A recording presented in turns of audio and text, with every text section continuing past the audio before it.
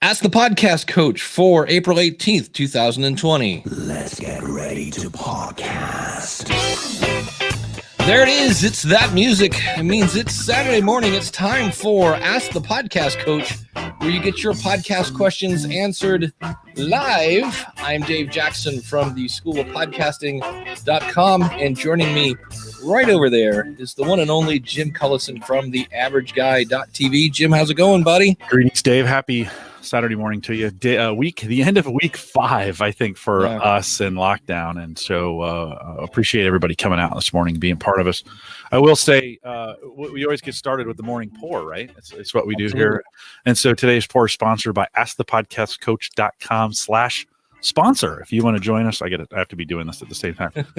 If you want to sponsor the pour for May, you can do that right now. askthepodcastcoach.com/sponsor. There's a bid going on there right now. We'll talk about your site and advertise for you if you want to do that, and you'll sponsor the pour. If you want to sponsor the pour and send me a mug, I'll use the mug. I mean, there's no reason Starbucks needs to be getting the They need more exposure. So if you sponsor it, I'll do that as well. Yeah, and if you want to get your question answered, we are at askthepodcastcoach.com/live. And if you want to jump on into the video so we can have a chin wag, we can talk at each other. The camera is optional. You don't have to turn on your video if you don't want to. We are at askthepodcastcoach.com/join. You've got me, you got Jim, and the lovely chat room is out there. So thanks to everyone in the chat room. And I think what happens in week 5 is people start finding new things to look into. And Jim has one. So we'll let you talk about the toy you've been playing with. Yeah, this week. Well, let's start with you really quick, because this week, you've had just like support calls of people just getting down to the nitty gritty. Well, right? It's kind of what it's been. The fun part is we're getting people into podcasting who don't know what a podcast is. Like it used to be, we're getting people into podcasting that've done a little research. And for the record, I'm not complaining. I mean, this is job security, like nobody's business.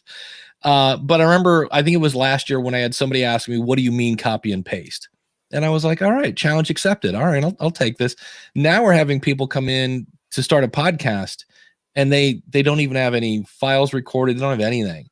And so it's yesterday from about 3 o'clock to 5 o'clock, I answered the same question for 2 hours. And after that, I was like, please, somebody, let me import your stuff. Anything, because it was, hey, I just uploaded an episode and it's not in Apple iTunes or Apple Podcasts. Yeah. And I would look, and it's because they never submitted it. And then other people would be like, hey, I've been doing podcasting for, about a month and a half now, but I just released an episode and it's not an Apple Podcast. And it's like, because it takes 24 hours for it to show up in the Apple listing. So you have to figure out, you have to explain there's 2 listings. There's the store that's always about 24 hours behind. And then there's the library, which is usually about a half hour behind. And I did that for 2 hours. And I was just like, please, someone, where's an Anchor import? SoundCloud, anybody, something that's not this. So we have Scott's going to join us. And then we'll talk about the toy you've been playing with. No worries. We got plenty of time. Scott, how are you, buddy? Doing well. Oh, that's good. What can we help you with? I just wanted to point out something real quick. All right. Bring your mic a little bit closer if you could, so we can. Yeah, there we go. Awesome. The fact that people use phone interviews for their podcasts is good, but the better way to do it has always been Skype or Zoom. And I wanted to mention that for some odd reason, over the past 3 or 4 weeks, it's very common for people who had no idea what Zoom was to suddenly be able to do Zoom interviews. Yeah. Yes. Yeah. I work with firefighters who are maybe 35 to 65 years old on my show. And 2 months ago, they were like, oh, phone. I don't know anything about this Zoom. I don't know what that is. Right. But now suddenly they seem to know all about it. Yeah. Yeah. Which is actually, I think, better, right? Because we get a little bit better quality.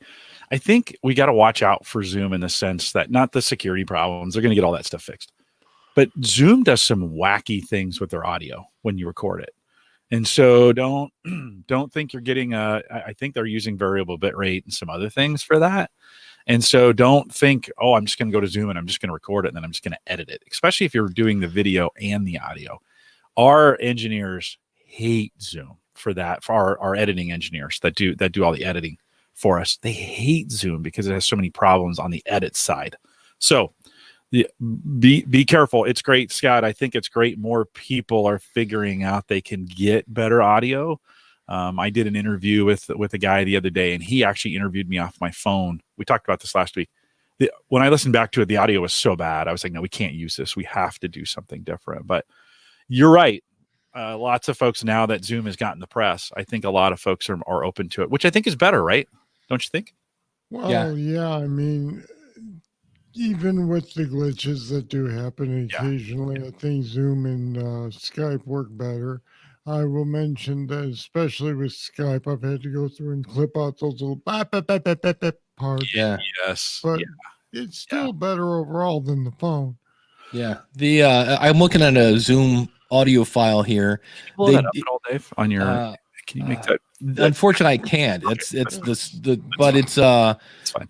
Yeah, it's variable bit rate. Sample rate is 31, which is not great. And yeah, because it's variable bit rate, there's no set bit rate. But yeah, so it's not. If it was me, I would take it and open the Zoom file and save it as a WAV file, and then edit that so that at least you're not going to lose any more.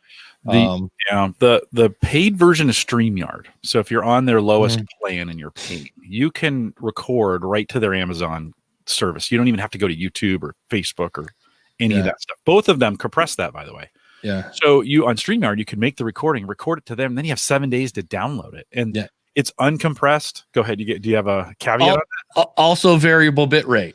Is it? Yeah, and I was like, oh, bummer. Yeah, because I had to use it 1 week. Oh, I did not know that. Oh, that bums me out. I thought that was because you get better video quality for sure. Yeah. So yeah, I didn't look at the video, but I looked at the audio and I was like, let's see what they got, because I was going to start telling people, hey, if you really want to record something, get a StreamYard account and you won't have to worry about the audio. And I was like, you kind of do. I was like, oh, that bums me out. I thought that was, I didn't think that was. Well, Scott, anything else? Any other thoughts on that? Well, I just want to point out that, regardless of all that, and those are valid concerns, unless there's a serious glitch in the signal, those services do always sound better than the phone. Yes. Oh, yeah. I mean, especially, I don't know if anybody else has noticed this. I assume I'm not the only one.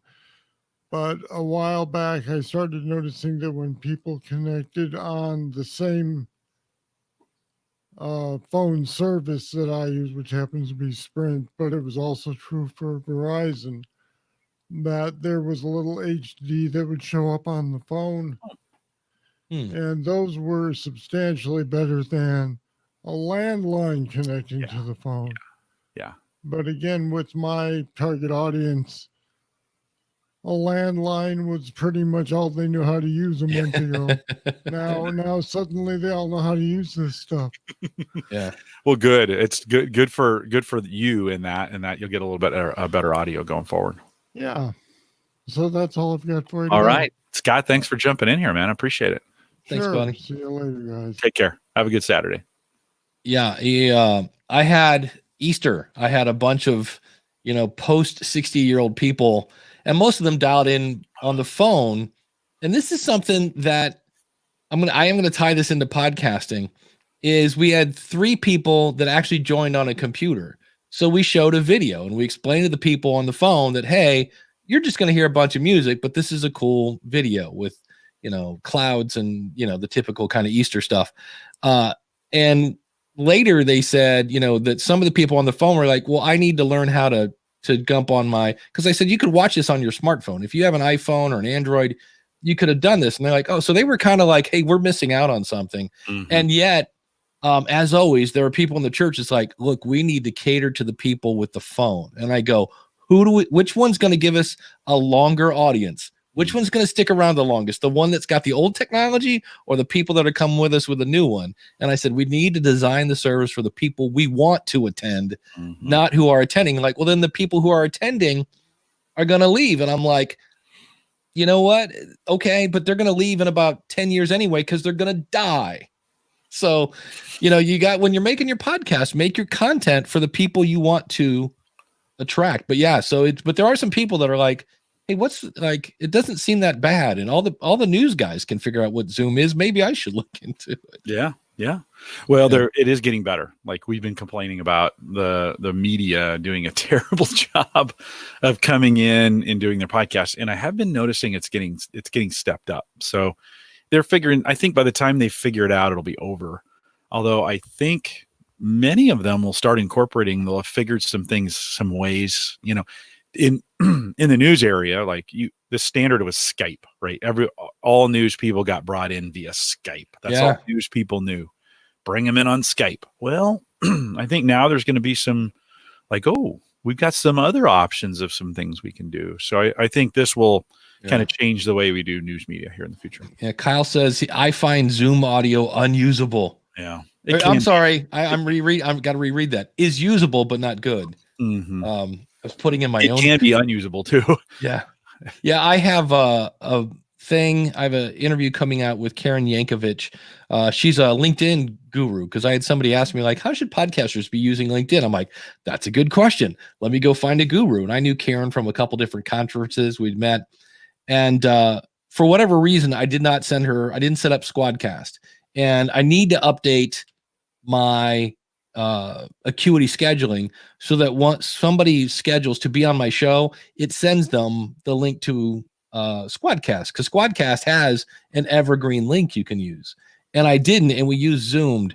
And it's the best example I can just say of just like every 5 minutes in my head, I was like, should we just dump this and start over in Squadcast? Because there were times when she just kind of sounded like she was, it wasn't horrible and it wasn't phone, but it was just muddy and it was like, and then there's like, no, I'll fix it in post. And that's usually a phrase that I later grow to hate, because I'm like, oh, fix in post means 2 hours of post editing trying to shine something that has no shine.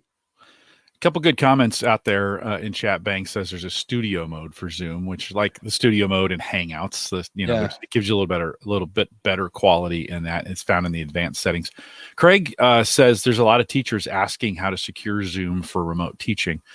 And there's actually been a ton of content. In fact, Zoom has a bunch of stuff on its own website about how to do this. So this is one of those, leave it up to the experts and them. It's not for lack of information. This has gotten so popular that there are a lot of folks talking about how to do it. So there are sites out there doing it.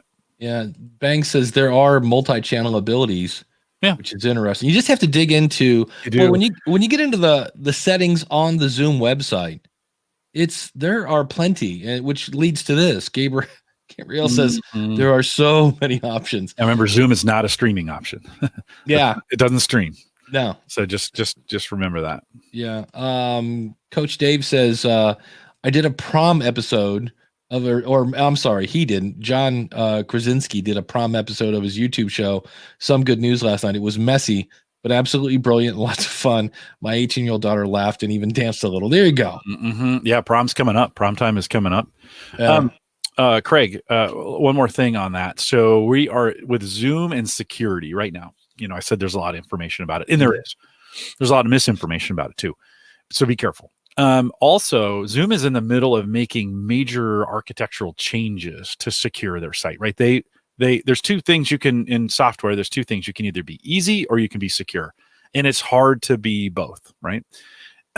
Zoom chose easy. That's what they always chose to go. Every time they would make that decision, they would go easy. So they're now backpedaling. Now that the world is using Zoom. Yeah. And there's literally software updates coming out for the client almost every day. And so they are really working hard to try and get it secure. Dave and I talking about Zoom is not an endorsement of it, by the way. Like, because we talk about it doesn't mean it's the most perfect tool in the world. it's got some problems, and it's not always the tool, it's how it's being used. If you have a person who takes a Zoom link that's public, gives it to somebody, and they share it on Reddit, or they share it on, they share it on Facebook, right? If somebody has that, right, then they can get into it. Zoom, that was one of those easy choices. Zoom said, with a link, you want to connect. There's no security in StreamYard here, Dave. We could, if that StreamYard link got out, now it stops them down below, and you can kind of choose whether they get to be in a part of this or not. That's a feature Zoom doesn't have, which would be super cool if they did. But if that link gets out, people can join. And that was the problem early, is teachers were giving those links to students. And then, of course, students can be trusted with anything, right? Not so much. Well, and then Gabrielle was asking about Google Hangouts, and Daniel was saying that it's now called Google Meet. And it seems to have improved a little bit, but he wasn't sure that it records or not. So, yeah, and you can go to, if you go to youtube.com/webcam, I think that's their front that's it, right? That's the front end interface. The old Hangouts basically is just a web interface into YouTube Live.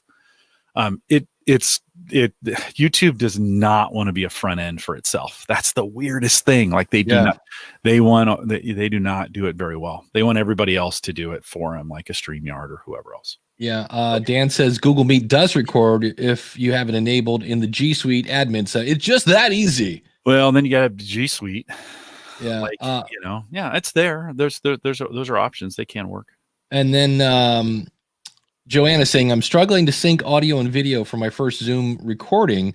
Then I imported the audio only recording into Audacity, converted it to 96 hertz, exported as a 32-bit wave, and it worked. Yeah, that's easy. There we go. I'm wondering why it wasn't in sync in the first place. Because when you bring in the video file, it's already got the audio on it. I guess that would be a way maybe to bring in better audio.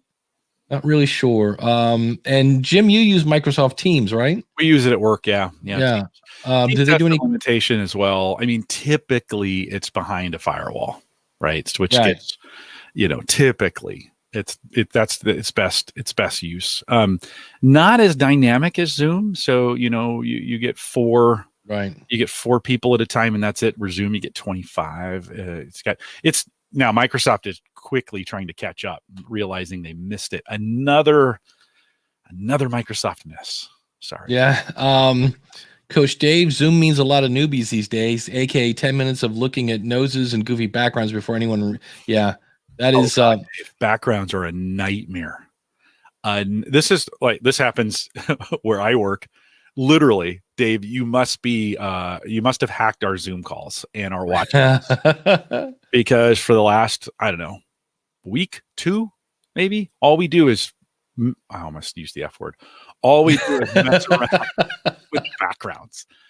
Disney, Paris. How'd you do that? That's cool. Yeah. And they're awful. Yeah. And then half your head is missing. And yes. Yeah. It's not, it's terrible. I just shake my head.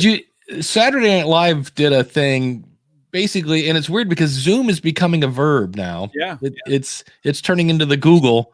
But they did it via Zoom, and they did one of their sketches was, the Monday morning sales meeting. And then they had 2 of the females playing old people, and they're all basically right up on the camera, and they're like, is it working now? So it's like, and then one woman took her laptop into the bathroom. They're like, no. And I was like, that's kind of based in truth a little bit. So it's totally true. Like, this happens. So this happens. It's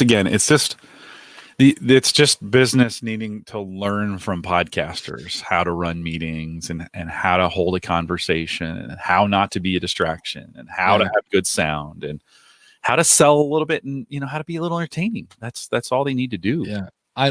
Kyle says, I love the service that allows a llama to appear on a Zoom call for $100. It's worth every penny. You know what?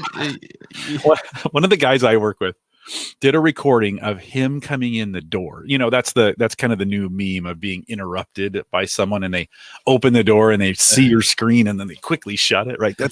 That's kind of a meme all in itself. He recorded himself doing that. And then he plays that when he's on a Zoom call so that it looks like he is interrupting himself in the call. Okay. Yeah. So that's creative. It is super creative. It is super creative.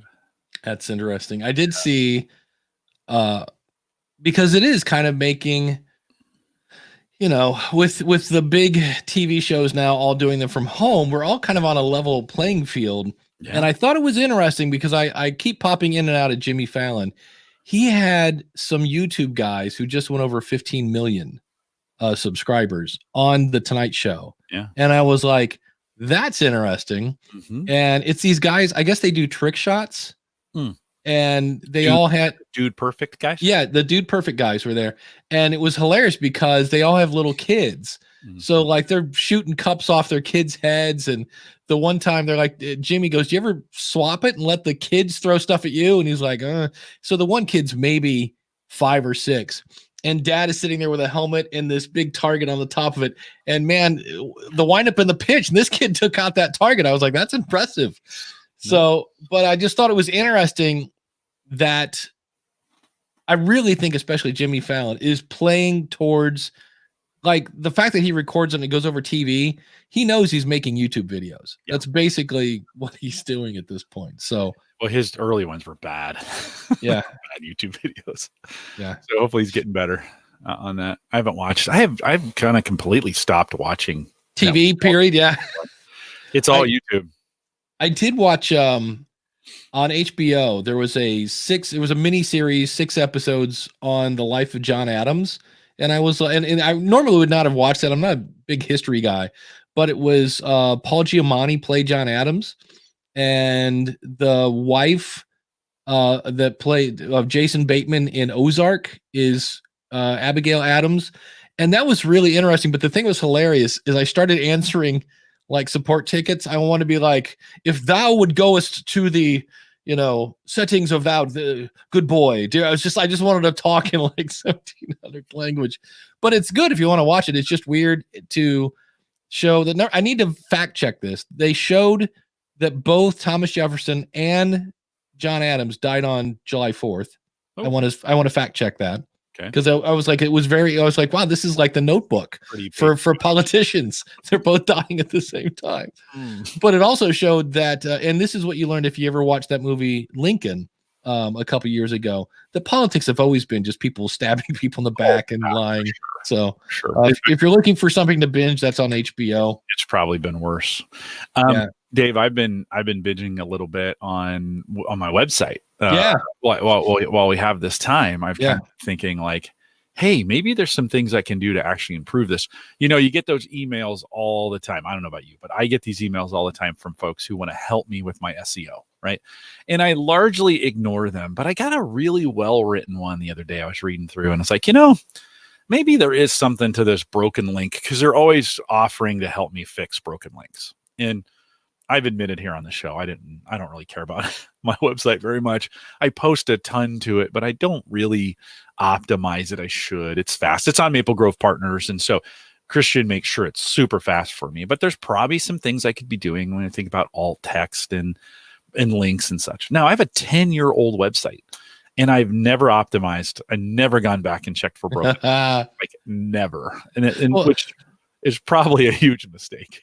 Well, the fun part is it's 10 years old and you talk about technology. I do.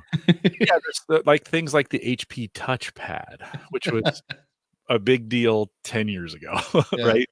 And some of those, and Microsoft changes its site all the time. Like it's just one of those things, where resources used to be, they're no longer. So I went on the web and looked up free link checker, broken link checker, whatever. And I found a couple SEO sites that for free, they'll go out and you search, put your site in, and they'll search it and give you broken links. Many of them have limits. So I was like, I wonder if there's a plugin for this on WordPress. And by the way, no endorsement. I just started using this like 2 days ago, but I went down and downloaded the easily named and not very creative broken link checker on as a plugin, and put it in, and found I had over 500 broken links. Let me see if I can bring that up here, Dave. So we'll go to tools and broken link checker. That's there we go. And I do want to give you a little bit of a warning if you're thinking about doing something like this. If you haven't had your site optimized for broken links and you have a bunch, it's going to take your server resources to the edge, because it's running through the page. It's checking every single link out there. It's returning what the status of that is, whether it's a 404 or a 200 or 302, and then putting it in the database. And if you have a big site, this could be intensive. So I want to warn you again. I'm at Maple Grove Partners. Christian's got me covered. I threw that on there and I thought this will be no problem. But David, you see it came back with 382. That was 500 number earlier that I was like, oh, yikes. And it's finding broken links out to that I've included as part of graphics, just the regular links themselves. It goes through the comments and says, hey, if there's a comment that has a link in it, or even a comment where the link, you know how the person becomes a link when you in your comments, if that many times, again, it's an old site, many times that person then that doesn't go back to their profile anymore, because maybe that profile was on Google Plus, right? And that doesn't work anymore. It's gone. There's lots of sites that have gone away. So yeah, so I've been going through these. You know, you can take a look at it. I could say, hey, what's this code coretechnologies.com? I was grabbing an image from it. Here's a better one. This is lasagna. No, that's not really what it is, but you can click on that and it's probably going to come back with some kind of, so in this case, that link is dead. And I can come back to it. If I can edit it, if I want to, I can just unlink it right there. If it's misidentified, I use this unlink a lot. Like if it's not going to be something I know is gone, I'm just going to unlink it and it goes away. And then I've checked it, I go on to the next one. There's been a lot of wonky links that for whatever reason over the years have just come up for me. And it gives me a chance to go in and correct them. I'm figuring, if I do 10 or 15 a day, never have a few eventually. I think I'll catch up. So just kind of a reminder, one of those kinds of maintenance things to your site, especially if it's been around a while, you might want to renew your vigor, especially right now if you have a little bit extra time on making sure your broken links. That will matter for Google, right? They search the site. If it's got a lot of broken links, they tag you as kind of like, this site may not being maintained, right? That's kind of what they're looking for. So Miss Eileen says the plugin stopped working on her blog years ago. She says, I have way too many links on basic blog tips for the plugin to work. No, it's too bad. It's too bad. Yeah. And then it's great for me. Yeah. Coach Dave says, I'm totally with Jim on this. I never did SEO seriously before quarantine. It's a big learning curve and a long team effort. Great as a quarantine project. If you haven't been there, let me make sure I have. By the way, there's dozens. I'm not endorsing even this broken link checker. I've just started using it this week. There's dozens of ways to do this. I think Yoast will do this for you. It's more, it's a paid for. Yeah. It's paid. If you're looking for keywords and such, I love Ubersuggest.com because it's free and it does what this guy, Neil Patel is the guy behind this. And he was just like, well, this is dumb. There are all these free services on the internet and people are paying other companies for stuff that they could get for free. So he just made a site that's free. Now, granted, somewhere on here, it's going to say, hey, do you want to work with my agency? But it's a lot of really cool tools for free. And last time I checked, free is fun. So we have a guest, the one and only Mr. Naughty Bits will be joining us here. Bring him in. Hi, everybody. What's up, Banks? How are you? Pretty darn good. Having a great little isolation. Don't have to see anybody. I actually saw toilet paper in the wild for the first time last week. My wife went out shopping this morning and she said Walmart had a ton of it. And I was like, well, maybe we're through it. Maybe we're through the worst of it. Yeah. I did the online shopping thing and that was an absolute just, oh yeah. It's like, here's your oranges, your bananas, one yogurt. I know you ordered 6, but here's one. And all the meat I ordered was like, yeah, we don't have any. And I was like, well, that kind of ruins the whole. So I picked it up at 8 a.m. And then by lunchtime, I was like, I looked in the fridge and I'm like, yeah, this isn't going to work. So I threw on my mask and my gloves and went to another grocery store and they had tons of stuff. And it's really weird because they took one of the biggest stores they had and said, you can't shop here anymore. We're just going to stuff it full of stuff. You order online and pick it up. And I was like, this is a great idea.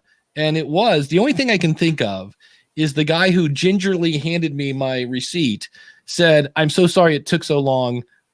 This is only my second day. And I thought, I wonder if he didn't know where half this stuff was. It's possible. Yeah. It's But possible. What's up, Banks? 3 things: the good, the bad, or the ugly. You Okay. pick. Okay. Give me a pick, Dave. Oh, Bad or well, ugly? Jim, I'll let you go first. let's do ugly for sure. Yeah. Ugly. Amazon sent out an email to affiliates. They're cutting the affiliate link compensation a lot. Number of people are going to be seeing affiliate categories drop from 8% payments down to 3 or 1%. Yeah. Not surprising. Not surprising. This is going to go into effect on the 21st. In the next decade, Amazon is the next monopoly that the United States government's going to have to go after. Like we love it. They got the corner on the market, but I'm hearing more and more and more and more complaints about them in the way they treat their workers, in the way the kind of the predatory practices that they go after, and then stuff like this. Now YouTube did this too, so they're not the only ones cutting those things. But I think it's going to get serious for Amazon here pretty quick. They're pretty big, and I think the U.S. government's going to go after them. Will they break them up? I don't know if they've had a successful breakup in the last 100 years. So probably not. Will it do some damage like it did at Microsoft? Maybe. So yeah, it's a good point, Banks, for sure. Yeah, that's going to hit a lot of people in the pocketbook right now, and a lot of people can't really deal with that. I played with their affiliate marketing about 2 weeks ago, and literally, while I was watching the last Ask the Podcast Coach, I got kicked out of the program. Nice. Yeah. That me for trying. I've been kicked out a couple times. So like where I tend to post. They have a Reddit. Well, they do. The other thing I found is, because the last time I got kicked out, I'm back in, is I went and switched all of my links to B&H. And it was the same exact, in many cases, the same exact microphone, same stand, same price.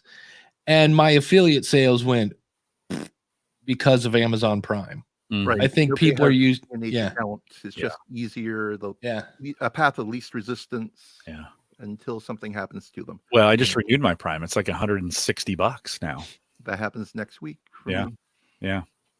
So I think after this, people are going to wake up a little bit. I mean, it's easy now. Walmart was easy for a while, and then Amazon came along, and they've been taking it on the chin a little bit until they changed. So there could be I think Amazon's going to have to go through kind of an awakening of Bezos is not a nice person. And so it'll just be interesting to see how this plays out.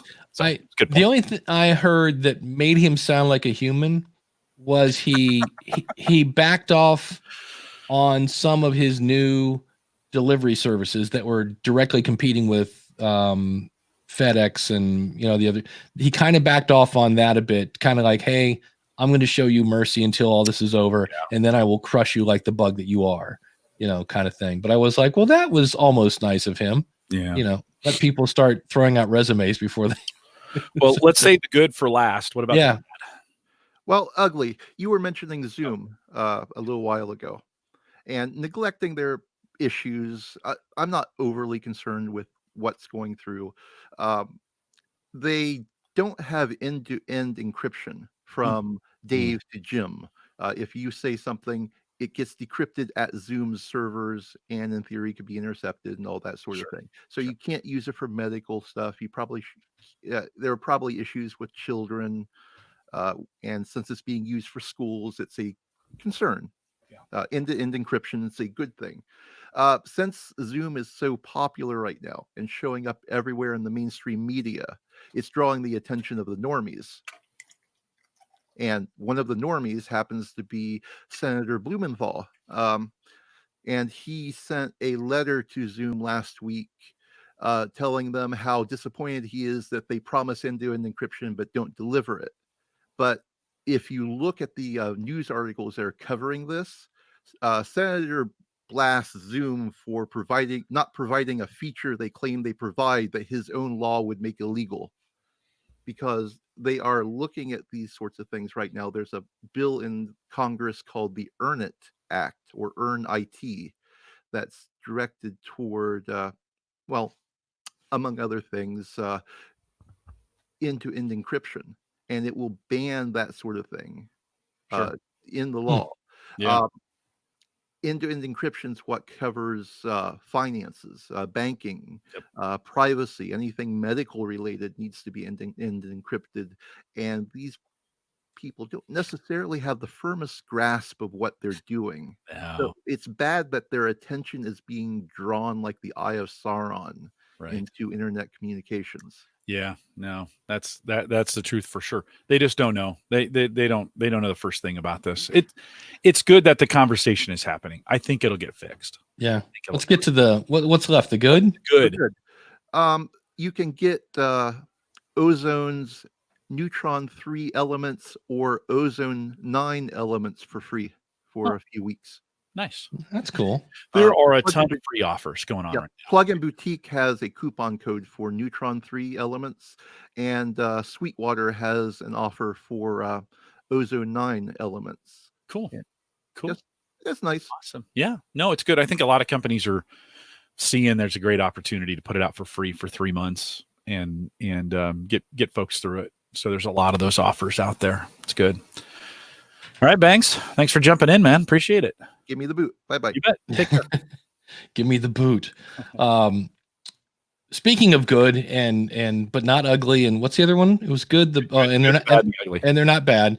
Our awesome supporters at askthepodcastcoach.com/awesome, where you can be the teacher's pet and get an hour of one-on-one consulting with me at a discounted rate. But we always like to thank our $20 sponsors, people like Greg over at debtshepherd.com. So if you're working on your taxes and like, I need to watch my money a little better, Glenn the Geek Hebert over at horseradionetwork.com, Josh Rivers over at podcastguymedia.com, Max Trescott at aviationnewstalk.com, Shane at spybrary.com, Carl White at lifeinthecarolinaspodcast.com, Kim Cradgy at toastmasters101.net, and we have a change. That's right. He's moved up to the $20 level, and hey, I forgot to unhide his slide. That doesn't work that way, and that is the one and only Ed Sullivan.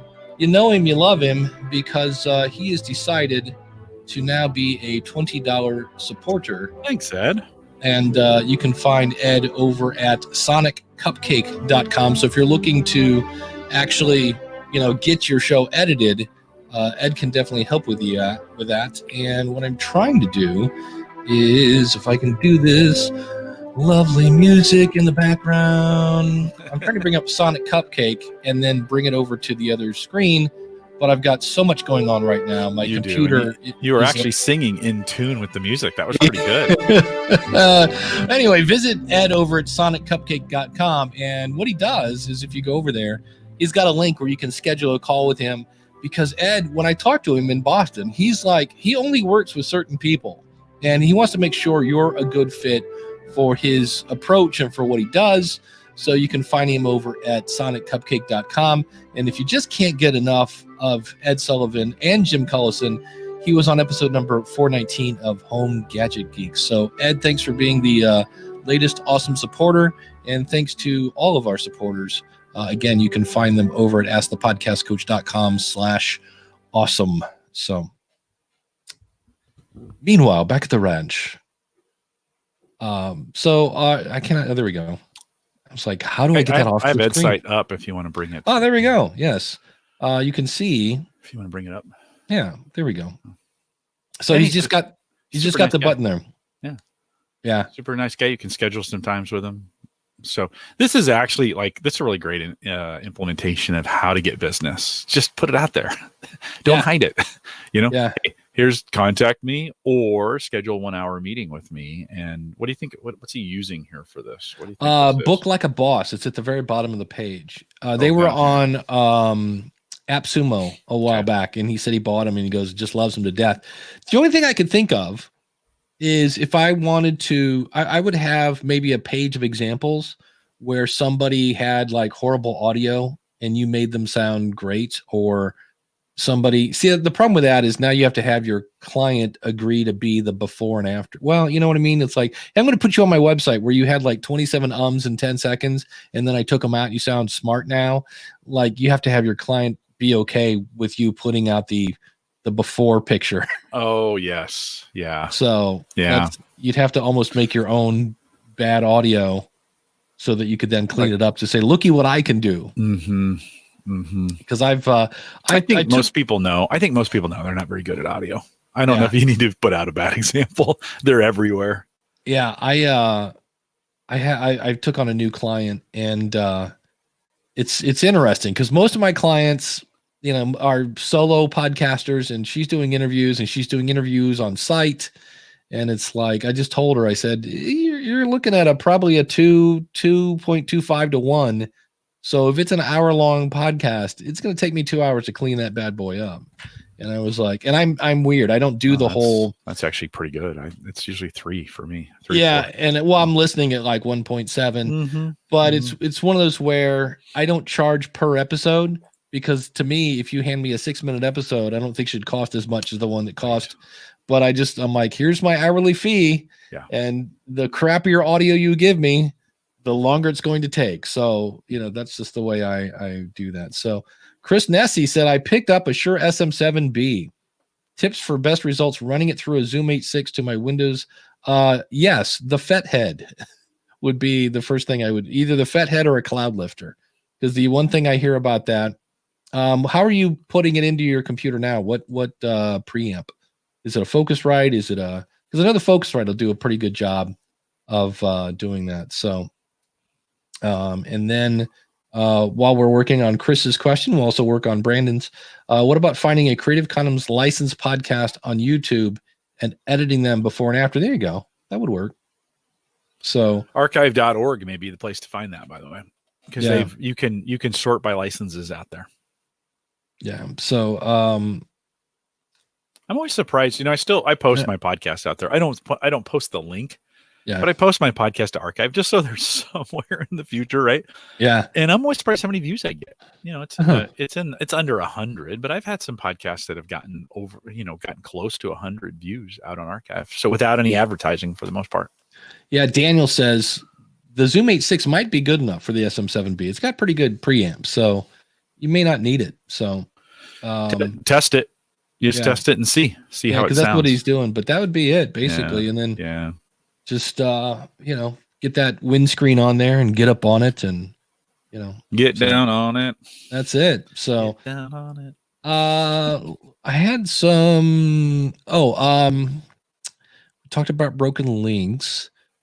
Somebody asked me, and I would just say this: the guy from Wonderly is under investigation for money laundering and for FIFA, because he was a soccer player. Oh, FIFA. And I'm a big fan of like innocent until proven guilty. Yeah. So I'm like, until more things come out about that, I'll be happy to throw him under the bus when he picks the wrong name for his academy and things like that. But I'm like, I'm gonna wait and hear on that one. It's one where I was like, oh, and Wondery hasn't fired him yet, which would, as a CEO, like, do you fire yourself? How does that work? I don't know. Well, you have a board. The board would fire you, I think, don't you? Usually. Yeah, I would guess. Everybody else would gang up on you. They kind of know. Yeah. You know when your time is done. Yeah. Yeah. Well, and that's again, when I was like, when he didn't leave, I was like, huh. But yeah, if you have a question, you can just jump on in. We're at askthepodcastcoach.com/join. And if for some weird reason you're not here already and you want to listen, we're at askthepodcastcoach.com/live. And we're there every Saturday. So if for some reason you show up and you look for us on YouTube, which I don't plan on changing systems anytime soon, but if for some reason we're not where you think you are, then go to askthepodcastcoach.com/live. And I always point that at whatever's going to be there. So Dave, I've gotten a couple calls this week from school districts. This seems to be like, now that we're 4 or 5 weeks into this, some school districts are start thinking like, hey, maybe I should be podcasting to the parents. Like, and this is something I've been talking about forever. I talk to educators all the time, and I'm like, you guys the district should have its own podcast. I think Kyle Wilcox, who's a good friend of this show and Home Gadget Geeks that I'm on, he works in a school district, and he's been trying to get them, and I think successfully, podcasting. And man, if there's never been a better time to communicate with the parents, either via a podcast or YouTube or something. But I'm still getting those, like, how do we start? And it just surprises me. I think, doesn't everybody know? But no, apparently they don't, because I still get calls and I still get questions. So good for them. Like, I think we're going to see this summer kind of a lot more of this happening. I hope education in the space 2 weeks from now, Chris Nessie is coming on, nice. As well as a couple other guys coming on Home Gadget Geeks. We're going to talk a little bit about the impact that this pandemic has made in technology. Part of it will be around communication. We'll talk a little bit about what we're seeing in the space in that. And I think this is one of those in education. This is one of those changes that will be forced, where they'll come out the backside communicating way better than they did before. And it doesn't have to cost them an arm and a leg to get that communication done. A really savvy superintendent could have a 30-minute conversation with the district every single week and do it for almost nothing. So yeah, I'm getting a lot more of those calls. It's good. I'm encouraged by it. Nice. We're going to do things. We're going to bring on a question, and we're going to bring on Chris. Because Chris can help Chris us. Nessie. Holy crap. Yeah. You rang? I called his name and he appeared. That's it. He's like Beetlejuice.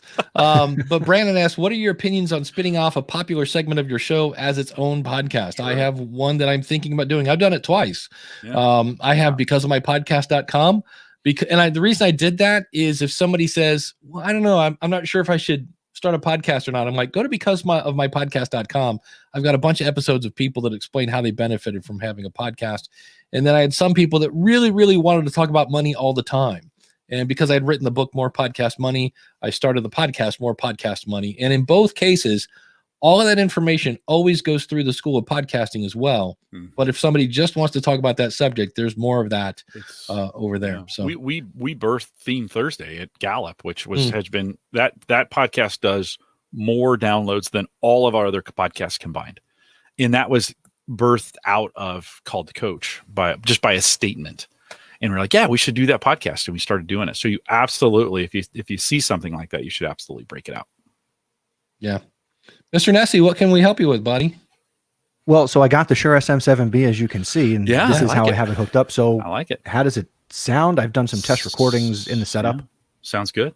Without being able to see the WAV file, it sounds good. Yeah. No, how do you think it sounds? I haven't. How's it sounding in your? Yeah, how's it sounding in your headphones? It sounds fine. Yeah. And I've done some test recordings. I use Audacity to edit, so I've run my secret sauce on it. So you're going straight through the H6 is what you're doing?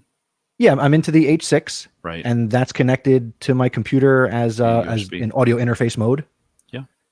And then I have Voice Meter Banana in my chain, so I got the noise gate on there. Okay. How much is the H6? Two or three. I don't remember what I got it for. Okay. But it might be 3.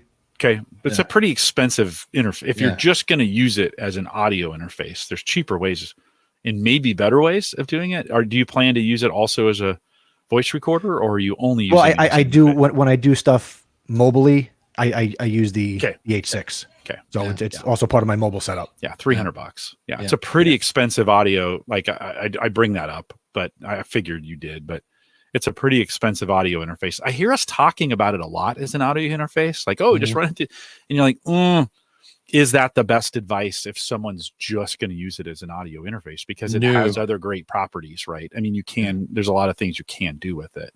Yeah. But yeah. And I had looked, I mean, I wouldn't have put the money into this microphone. I did the research first to say, all right, this is what I'm using as an interface right now. Will it power this microphone? And I got enough results that said yes. So, and fairly successfully, like, dynamically, I guess you could take a look. Like I said, you could take a look at the WAV file and see what it's doing. And maybe more sensitive ears could hear a difference, but sounds good for podcasting. Sounds good.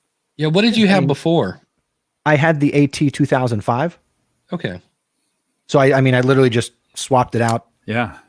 put on the boom I thought arm. that thing had a big honkin' cage. That's not what it's called, but mount for it. That's the stock mount. Okay. That right out of the box. I thought that just had thing to was put the bigger. I had to put the adapter on it. Okay. To put it on. I have the blue boom arm. Okay. Yeah. How do you it like looks that? good. The blue boom arm? Yeah. You know what? I like it because as you can see, like here, it's got these turn and back at the other pivot point, you can tighten it down. So I can really just have it where I want it. Whereas I've also had the Rode PSA 1, which at least with the AT 2005 would kind of raise up on me sometimes because it's not that heavy of a microphone. Yeah. So this I can tighten down, and I have it, in the hole in the desk. So it's mounted very securely. Yeah, it's very secure. I can swing it around. You got to drill an inch. Basically, you draw an inch hole through it and then drop the adapter and then screw it up from the bottom, and then that sits right in on top of it. Yeah. Yep. Yeah, a little bit easy of construction. peasy. Hey, Craig is asking you in the chat room there, Dave. He's asking Chris, have you seen many educators flipping the classroom, in quotes, this last month and using podcasts and videos to replace live teaching? Let's swap out the word many and put every. It's all about, screencasting and audio recordings and live streaming.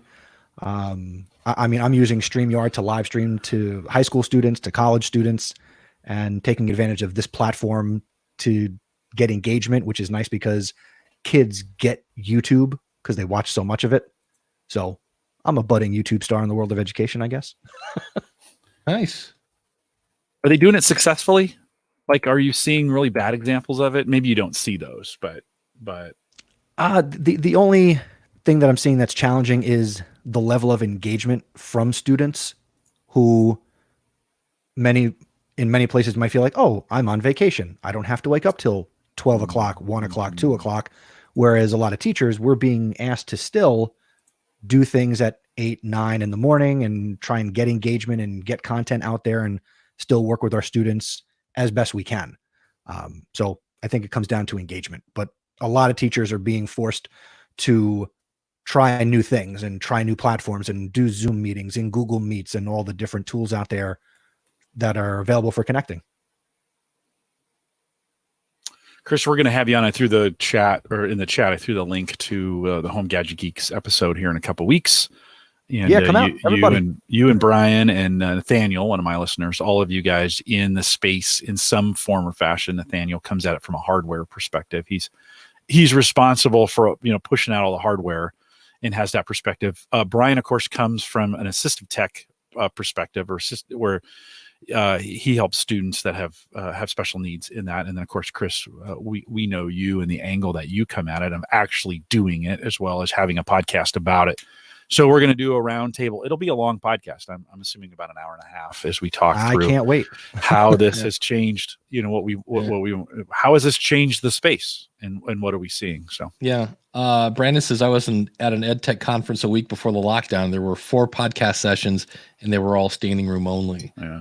And then Bang says, beware of the hidden screw in the base of most tube arms to tighten or relax the internal springs. So I don't know why we have to, I guess, that's them out. Yeah. That is here. Yeah. You can kind of see that. Yeah. You got to be really careful. That sets the tension on the springs and you can't strip that pretty, especially on the cheaper ones. That'll strip like that. So you have to be really, really careful. Not those newer arms, right? No.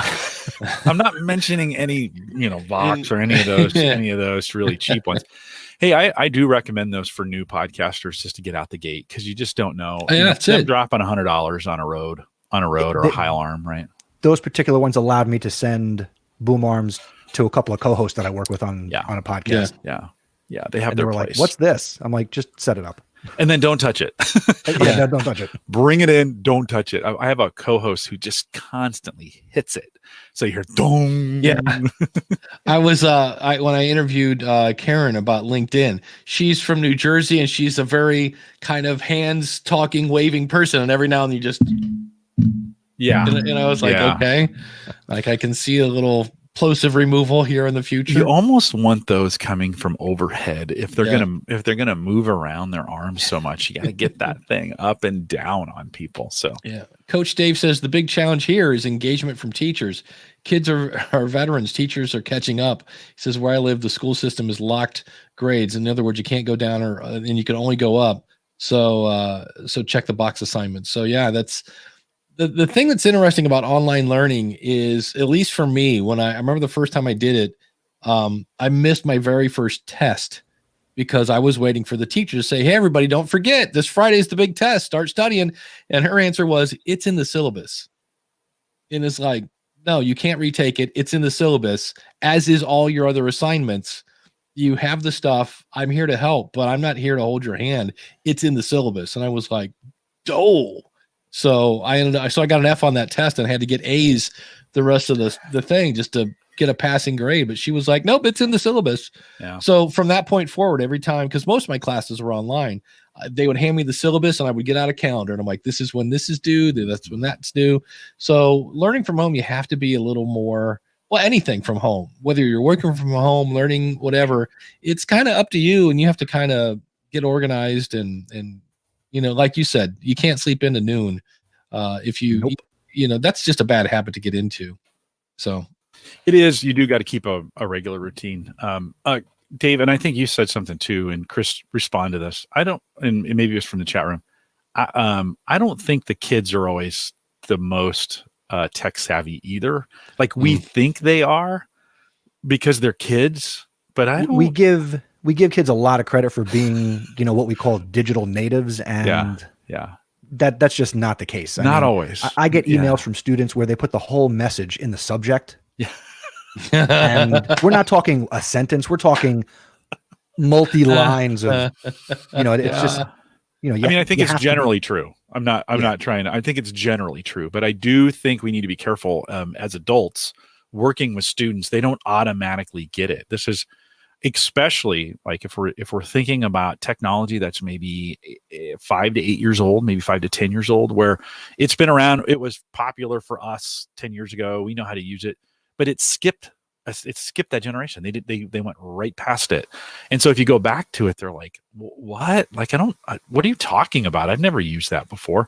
So don't assume that these things will just pick up. And then I think another thing is make sure you have, and Chris, you can probably respond to this. Make sure you have, and Dave, to your point, really clear expectations on what you're looking for. Yeah. Well, the other thing that I deal with is I could write down the clearest expectations and directions. A lot of people of all ages don't read the directions. Yeah. Oh, Dave, I'm sure you find with, tutorials in the School of Podcasting that it's in the video, it's in the description. Yeah. My favorite is I will send somebody the directions. I'm like, here, follow it. There's a video, step-by-step directions. And they want me to make them their own video. Yeah. Like, hey, Chris, here's the video. Like I said, if you click here on the edit menu and choose copy and then go over here and choose pay, like it's the same video that's there that we made for everyone. Yeah. But they don't read. It's a shame. So what are you going to do? Jim, one final thing here as we start to wrap up. You mentioned this last week. I think this is Mike, if I remember right. Yeah. No, Ron. Ron wants to know how Eventbrite works for you after a few weeks. Yeah, the value, and I need to do it again. The value in it is when the people do register for it, I can send them a thank you email for coming. So that's kind of why I have it.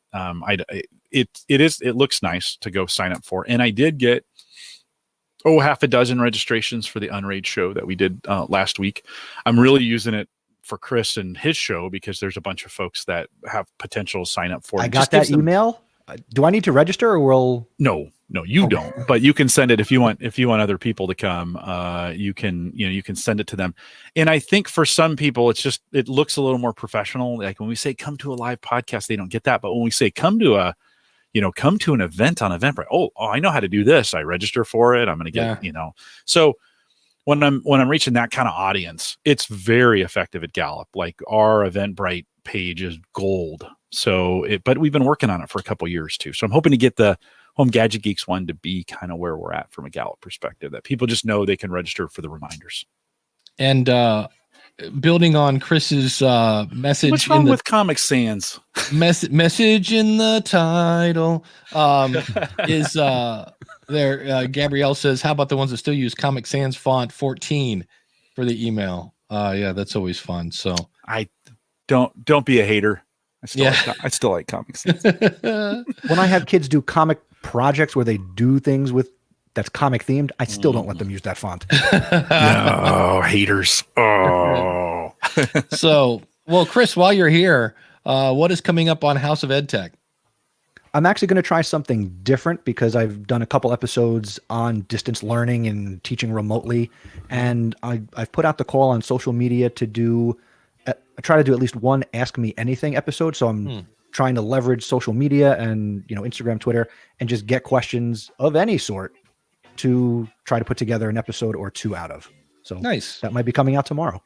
Jim, what's coming up on theaverageguy.tv? Yeah, we did our big barbecue and grill show, but we kind of focused it on this situation. Like, can grilling and barbecuing be economical during a time of a pandemic? And so we spent some time doing that. Not released yet, but this weekend out at theaverageguy.tv. Nice. I actually have what's supposed to be an indoor grill that's not supposed to steam up the kitchen. And guess what? They lied. It's like, I'm always like having to crack a window so we don't set off the get a foreman. That's why I have one of those too. On the School of Podcasting, I've teased this forever, but I'm actually going to put it out this week. And that is Wealth Without Wall Street. This is an interview I did with some guys that tripled their business using a podcast, and there's some really good nuggets in there of how they did that. And I love at the end, I asked them, like, is there anything you would do differently? And they had like a laundry list of like, well, we did this at the beginning, that didn't work, this didn't work, and then that didn't work, and then we tried this. And I was like, beautiful. So that'll be out at the School of Podcasting. So stick around if you're here with us live for some post show. Thank you to the chat room. Thanks to all the awesome supporters. Again, if you want to be an awesome supporter, go out to askthepodcastcoach.com/awesome. If you want to sponsor the poor, go out to askthepodcastcoach.com/sponsor. And the one and only Jim Cullison could be singing your praises in May. So thanks to everybody for joining us. Again, askthepodcastcoach.com/live every Saturday. Stick around for some post show.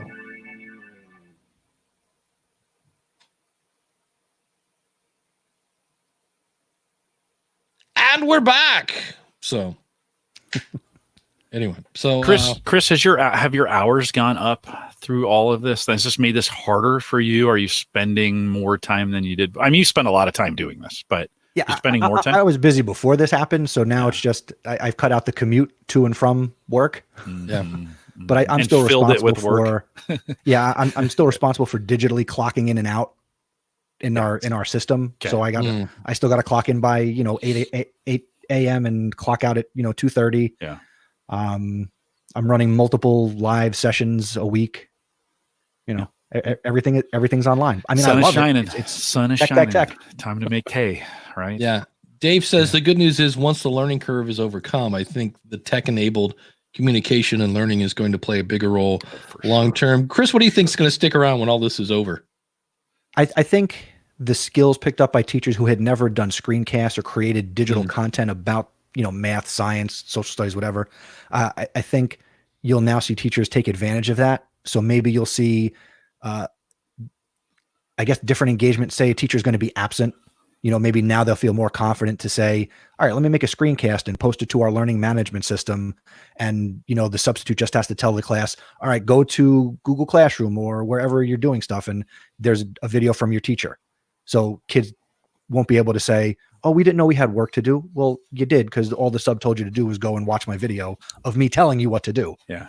I think this will also impact snow days. Yeah. I have heard that it's big in Nebraska. Like we do 14 or 15 snow days a year, and although less over the last couple of years because the weather's been so good. But I've heard that like maybe this is the end of snow days. And here's what's interesting. I hope the 1 day snow day is still a thing. But if you're like, oh, we're getting a big like for me big here in blizzard. New Jersey, a big nor'easter, and we'd be out for 2 or 3 days. All right, then we can switch to all right. Do a lesson online, and now you've got the skills to do that. Chris, I've been thinking of creative ways, and we'll talk a little bit about this when you're on the show, but I've been thinking about creative ways to practice this scenario without it being so severe as it is right now. So in other words, what if we took, and the more I think about this, the more I don't like it, but what if we took between Thanksgiving and Christmas and declared that this is going to be online learning session. It'll be 3 weeks long. We're going to practice this for the year. That way we get. The other thing would be is in northern climates maybe only, but to have a 3-day, when you declare a snow emergency, you would declare it for 3 days, and it automatically kicks in the online learning mode, where we just say, and you have one of those or two of those a year, just to give, because you have to practice this, like you have to actually do it, or nobody will. We know that for sure. So I'd love to see the schools start implementing that and practicing it every year, so they'd be ready for it when it does happen. We'd practice this in the workplace for a while, like, hey, we're going to send everybody home and this Friday, and let's just see if we can do it. And I'd love to see the schools do that. I think that's a fantastic idea. I mean, you figure, I mean, as a history guy, in the early 1900s, you would have schools that would have like a February break, and the only reason was that was a week that they didn't have to heat the facilities. So it was like a cost-saving measure. Right. So think of how much money a school district spends on transportation and so many other things. So maybe it's that period again, that holiday season. All right, hey, let's for a month transition to online learning, and we can scale back a few things totally at different points of the year. So, well, and Bangs makes a great point. Sorry, Dave. Bangs makes a great point. He says rural internet is a big issue if it's not assumed, right?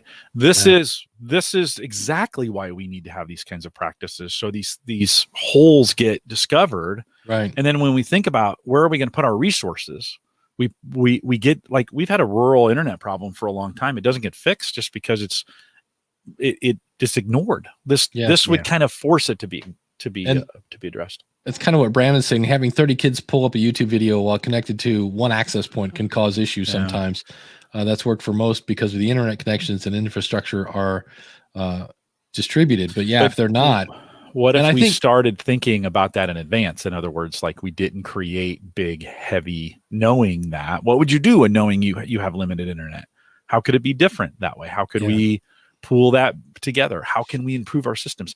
How could Microsoft and Amazon and Google put money not into Google Fi or but going into these districts and helping them fix their internet? Man, imagine the things that would do in these rural communities if they actually had really good internet. Well, I mean, there's a lot in the digital divide. So there is a lot of inequity in many parts of the country. Socioeconomically, there's issues with who's got devices, who doesn't, and who has access to what. But what you just said is really important, because in schools now, there's a lot of online standardized testing. And years ago, you had a lot of districts, go with Chromebooks, and Google infiltrated that market. So inexpensive devices, laptops for every kid, things like that. And I think this is another opportunity where these big companies, the big three, the big four, can get in and find ways to provide other services and technology. Yeah. Well, Daniel makes a great point. Parental presence is also necessary for younger kids, and that won't work for parents who would normally go to work during school hours. This is why we need to practice this. And we also need to say, like, we had no idea. Everybody I've talked to said, like, oh man, I didn't know how hard this was going to be when everybody's home. So when we do these kind of mandatory snow days or whatever, these 3 days where we do this each year, whatever that happens to be, the enterprise needs to adapt to this as well. They need to figure out, hey, what are we going to do?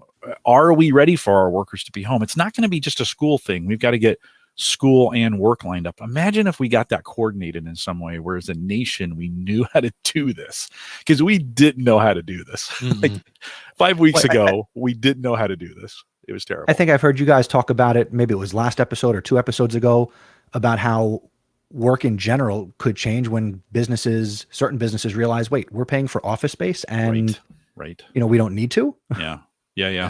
Well, there's a lot of changes that could go. I mean, that could affect. But to Daniel's point, it's right. Like, if we just send the kids home for school, okay, that's not going to work. At Gallup, when school is canceled, when the Omaha Public Schools closes, our Child Development Center closes, our parents stay home.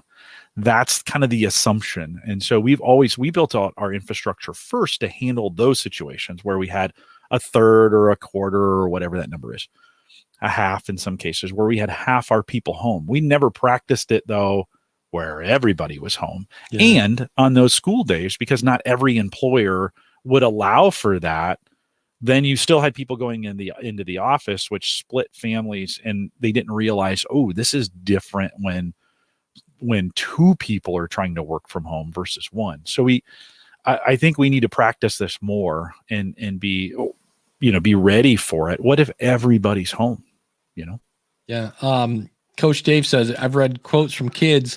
Online learning is all the work without the fun stuff. In other words, they're missing hanging out with their friends. Craig says in Spain, they can't get 100% online because some families don't have the tech devices or the internet, and the government certainly isn't going to provide them. So, and then Coach Dave says, in short segments, online learning is a great way to augment the system, but there are also psychosocial needs. So yeah, I know. What if districts thought of it differently?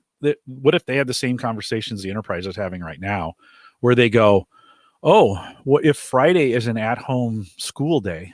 Let's just say every Friday from here on out. I'm not saying we do this, by the way, but what if every Friday? No, Jim, let's go with it. Let's say we have 4-day school weeks. Yeah, 4-day school weeks, and every Friday is learn from home, right?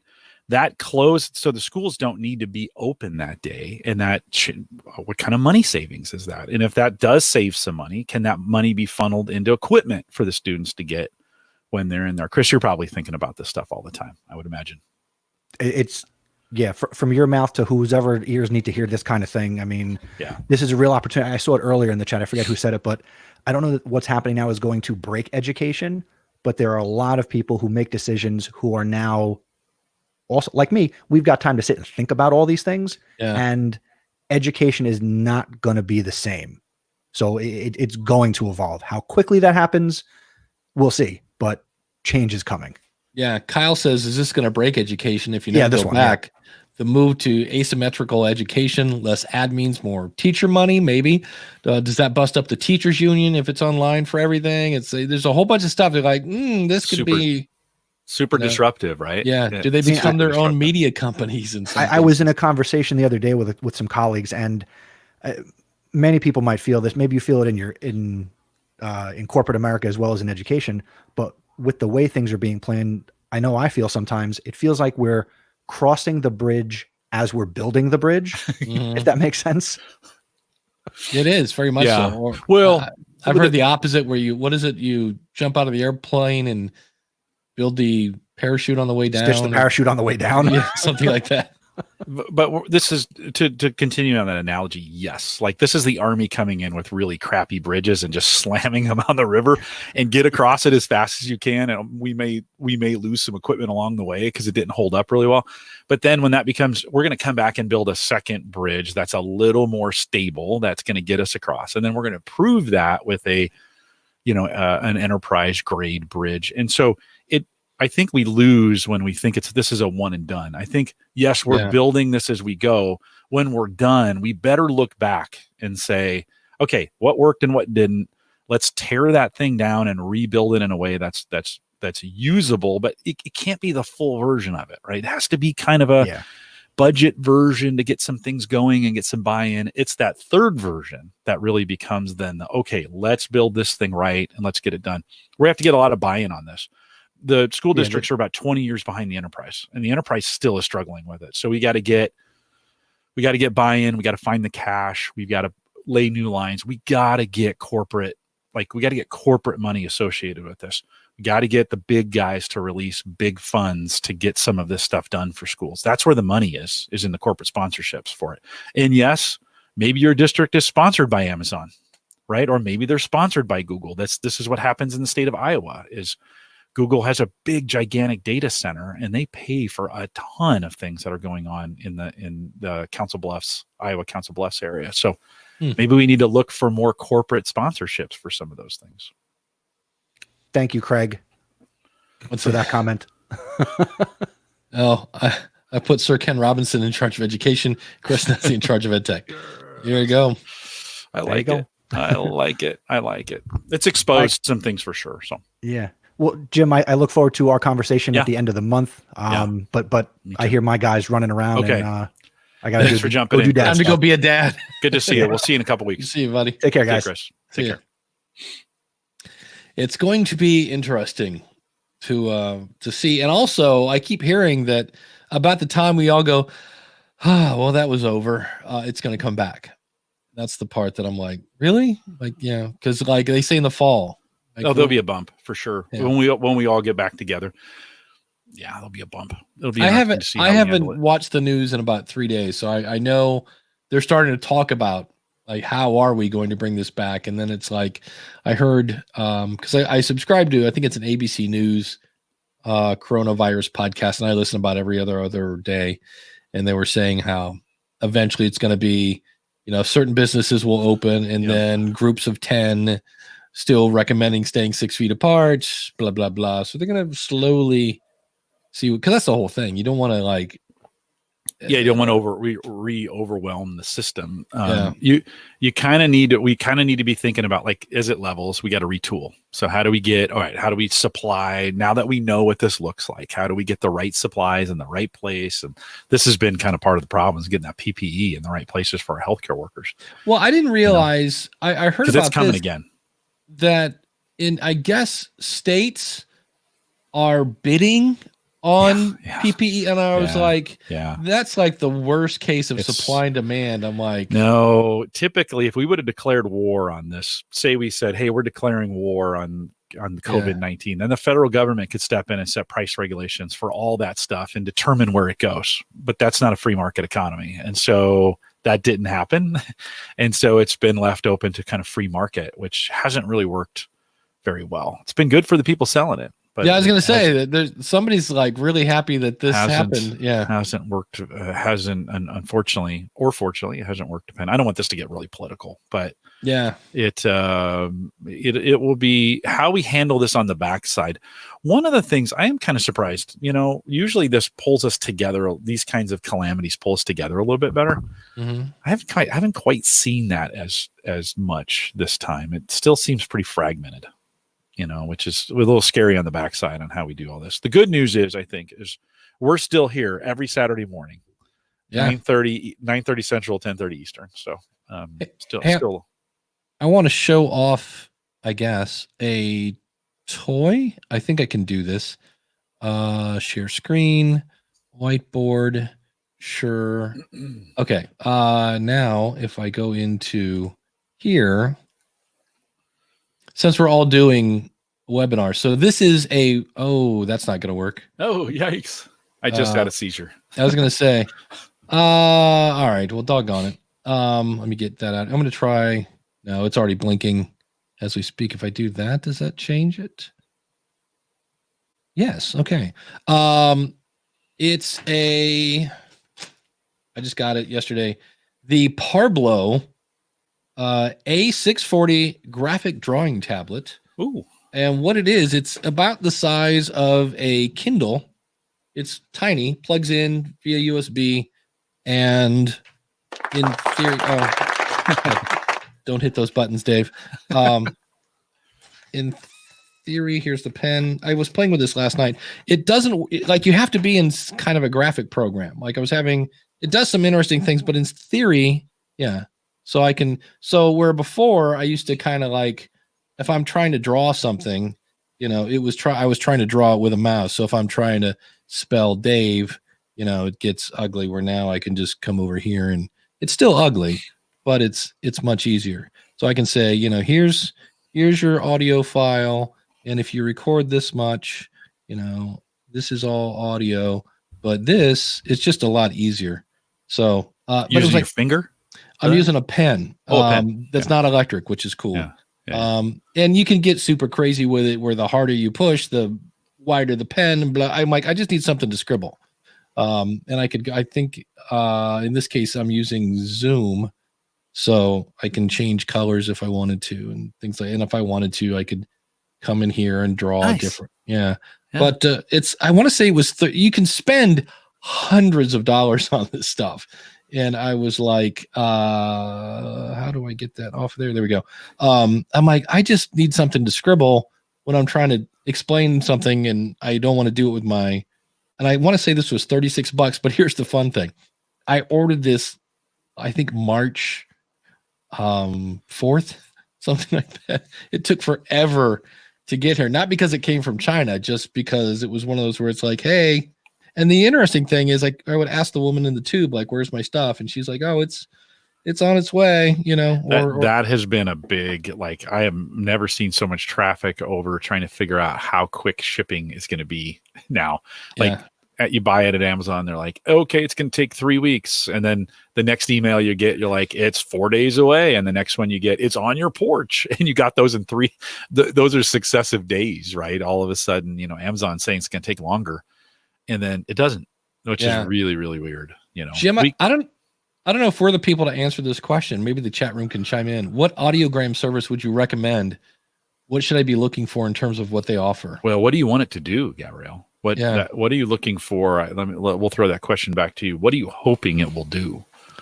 There are other ways. While she's answering that, there are additional ways to you know, you can use even if you want to go old school and you're using Windows, you can use Paint to do what you did with your mouse on the screen. And just bring up what you want in Paint. There's some, I think in Windows 10, there's even some screen capturing. I need to get better at this, but there's some easy screen capturing. I think they call it Sketch and Snip or Snip and Sketch. Yeah. And it's a whole application in Windows 10 that'll allow you to do that pretty easily. Yeah, she says, I just wanted to promo my episode. Well, do you want it to make a video? Do you want blinking lines? Do you want it to have a transcription? I mean, they all do a whole bunch of stuff. I mean, Headliner is integrated with Libsyn. There's Waves. If I could find the episode, I did an episode, and I think I have a video on YouTube. I've never used one of those services. That's me. My whole thing is, I don't feel the only way those grow your audience, and this is just my opinion, is if you're constantly growing your social. Because what it does is, if you're not growing your social, it alerts people who already know you have a podcast that you have a podcast. And those people are probably already listening. But if you're constantly adding people to Facebook and Twitter and Instagram, and all of a sudden you put up a little video that says, hey, the new episode is out, they're like, oh, I didn't know Jim had a podcast. And then they go over and listen to it. But they're not going to listen to it, I think, there on Instagram or wherever you put it. So it's one of those where it's like, I'm not a huge it's there and I can use it, but I'm not a huge user of it. So I'm trying to find, because I did an episode on the School of Podcasting where I compared Headliner and Waves and another one, and I cannot. Clamor used to do this really well, right? That was yeah. And Clamor didn't make it. So, you know, you kind of wonder if there's not a huge market for this, because not a lot of people do it. Not saying you shouldn't do it. I'm just saying I don't think there's a very big market for it. Craig asks, what's the most efficient way to convert MP3s to video and upload to YouTube? Can I do this in bulk with my back catalog in Libsyn? Yep. You can only do 50 a day. That's a YouTube thing, not a Libsyn thing. But you just set up the Libsyn destination. You would set up the YouTube destination in Libsyn, and then go to make sure you verify your YouTube channel. So that's just youtube.com/verify, because otherwise they'll limit you to things that are 15 minutes or less. And then you can go under destinations, and there's a thing for select content. For YouTube, you check the options. And what I usually do is, like, I'll check one, hit save, and then give it 5-10 minutes and see if it shows up on YouTube. And if it does, then everything's working. Go back in, check the rest of them, hit save, and it'll just kind of churn through them, and you'll see them show up over and over and over.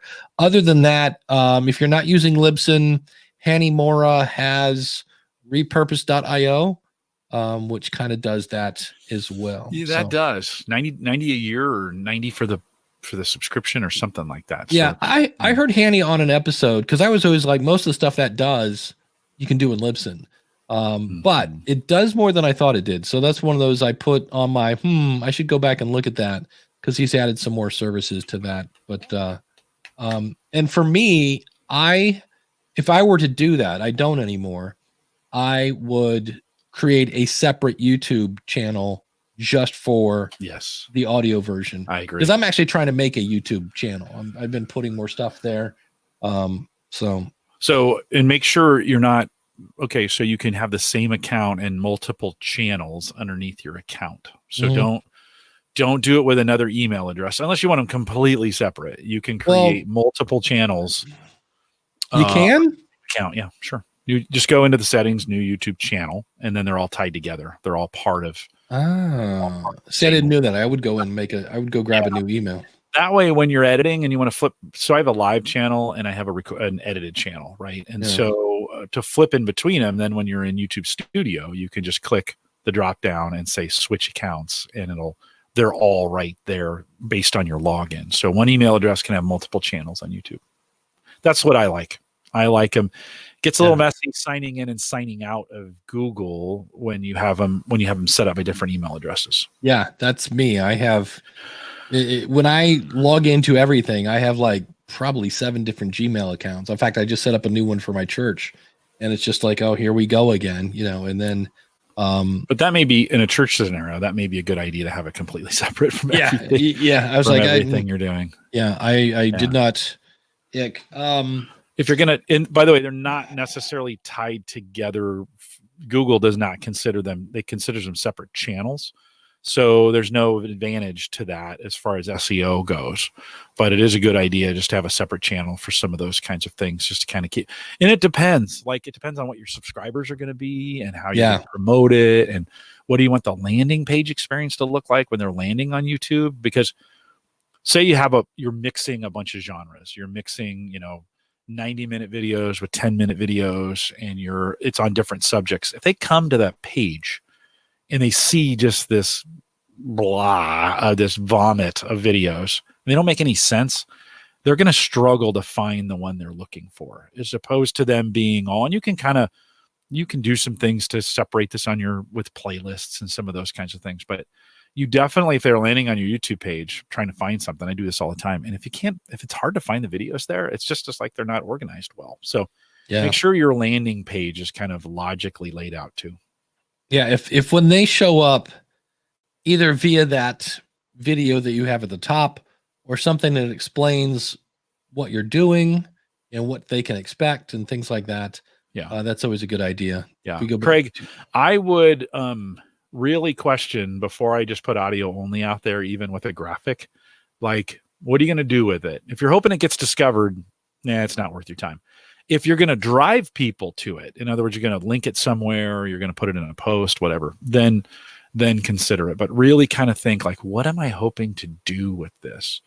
That kind of content on YouTube does not typically do very well. People drop off it's like a 7-second drop off. They're on, it's a picture, boom, I'm gone. Yeah. I think I always say to somebody, I go, do you have any kind of YouTube presence? And they'll go, no, I've never even made a channel. And I'm like, okay, then you might as well do this, because what you're doing is better than nothing, but it's not, I know I've heard of people that put YouTube on and they just leave it on. And so they'll listen to it and things like that. And I'm like, okay, but to me, if I had put together a bunch of YouTube videos, I would keep them separate, because I think the people that like the videos are going to want to stay with the videos, and those that don't mind the audio thing, and I'm with you, I'm like, so it's a cool feature. But he says, I thought about this for years and held off. It's on there for search only. Yeah, I don't care as long as they listen.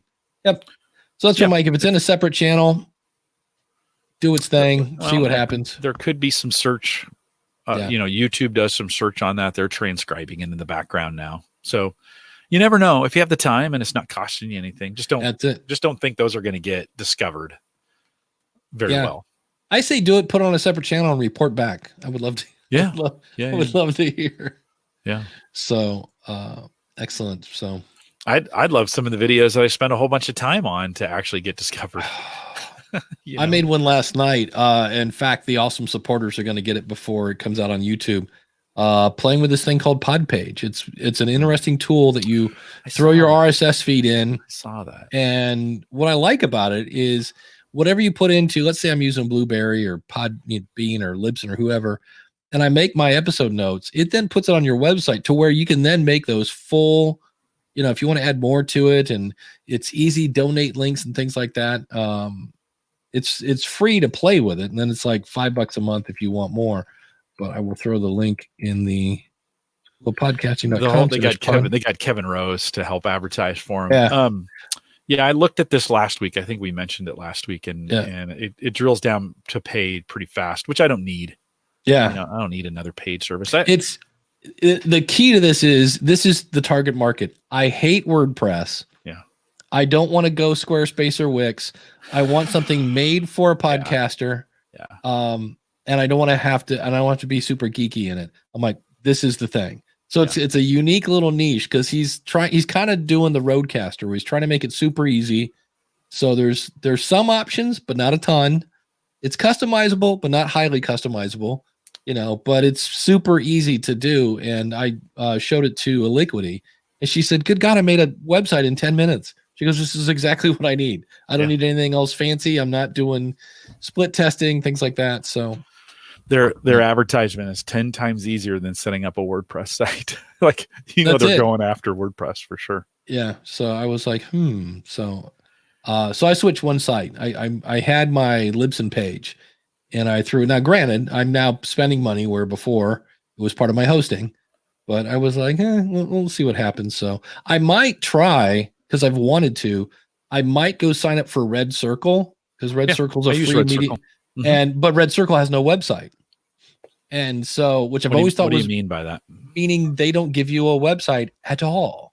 Or if they do, their tech support is horrible. Because I asked them when I signed up, I'm like, where's the website where I can see, Hold on. You want me to bring this up really quick? Yeah. I have an account out there. Let's just look. Hold on. WordPress is not bad. Just some people hate it. I have a love-hate relationship with that. Let me know when to. Go ahead. Good, we're set. So I have both Cyber Frontiers. This is their front end. So just as I'm logging in, you can see I don't get many downloads. I put them out there. I just want to stay up to date with what they're doing. Right. And then you go in. So I'm at Home Gadget Geeks, and I go to the episode. And I just saw it. Public podcast page. Yeah, I could go in there, and there's a little link right there. It says public podcast page. So that's going to take me to. This is what it looks like for the public. Yeah, they keep it really efficient. Okay. Yeah. Because I know I signed up for something over there and then I didn't see a page. And I was like, what media host doesn't give a simple. No, they do. Page? This is a unique. Now, have fun sharing that thing. That's up there, right? That's not an easy. You're going to want to make a URL shortener or something. And I haven't dug into it to figure if they have their own or whatever. I've been, Dave, one other thing I've been doing, I know we're out of time, but let me run this question by on our way out. I know I've been each week, I post to all these Shout Engine, Mediafire, Mixcloud, podcast.com, Red Circles One, Anchor, Launchpad, just kind of because it kind of keeps me in there seeing what they're doing. But I also tweet those. So it gives me a different tweet and it gives users a different experience. But I was thinking last night on my way to bed, as I was thinking about all these optimization things, I was like, that's kind of silly. I should actually come up with some templates for my own site and if I'm going to tweet every day, and Twitter does not want you tweeting the exact same thing, right? They'll block you if you copy and paste the same thing into Twitter and just keep posting it, they'll block you at that point.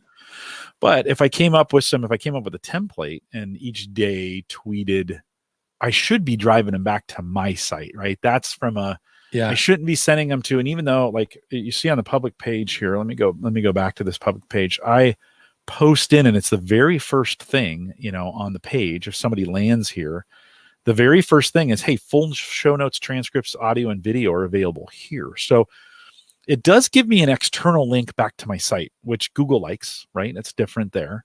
But do I really want to promote it on Twitter? If someone's going to click on something on Twitter, I probably want them coming back to my site. So I think I'm going to actually stop doing that with this week. I'm going to format a daily tweet of some kind that I do at different times during the day that has different words in it.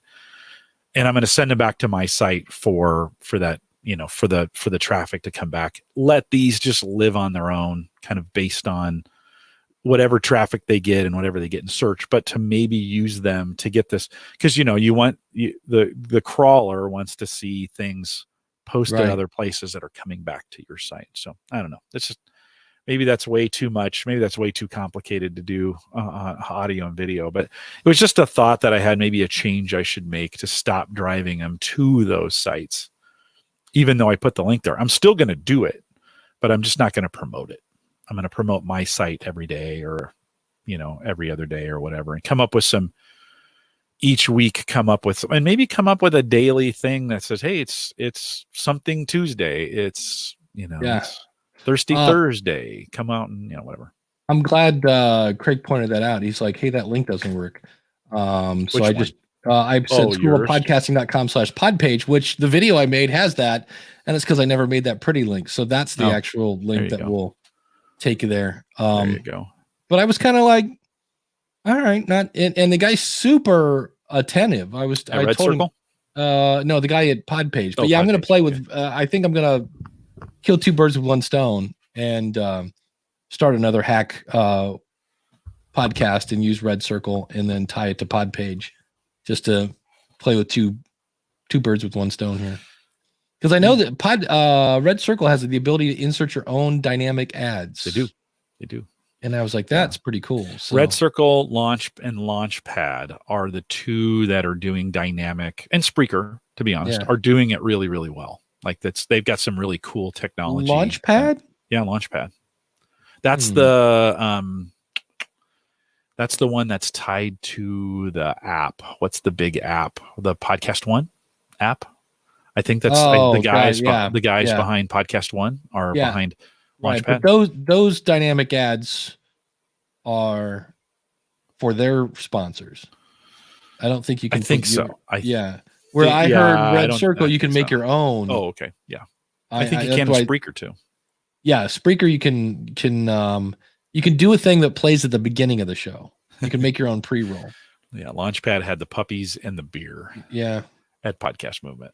That's right. Yeah, they were super aggressive about it. I use their service because I just want to see what they're doing, right? And how they're want to do. Yeah, I don't insert anything in. So maybe I should do that. Maybe I should make my own ads.